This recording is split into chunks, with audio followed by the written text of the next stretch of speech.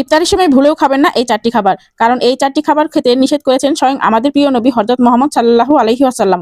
এই 4টি খাবার খাওয়ার মাধ্যমে আপনার কাছ থেকে দূরে সরে যাবে ফেরেশতাগণ এবং আপনার ঈমান পড়বে হুমকির মুখে। এমনকি আধুনিক বিজ্ঞানও প্রমাণ দিচ্ছে সারাদিন ক্ষুধার্ত থাকার পর এই 4টি খাবার যখন কোনো ব্যক্তি খায় তখন সেই ব্যক্তির লিভার, কিডনি, ফুসফুস সহ শরীরের বিশেষ কয়েকটি অঙ্গের ক্ষতির সম্ভাবনা 1000 গুণ বেড়ে যায়।